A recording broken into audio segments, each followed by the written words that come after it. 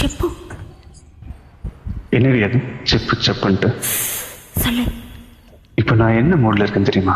ஐயோ நின்று பேசு, சிக்னல் கட்டாது. ஐயோ என் உதட்டெல்லாம் காஞ்சி போச்சு, என் நாக்கெல்லாம் வறண்டு போச்சு.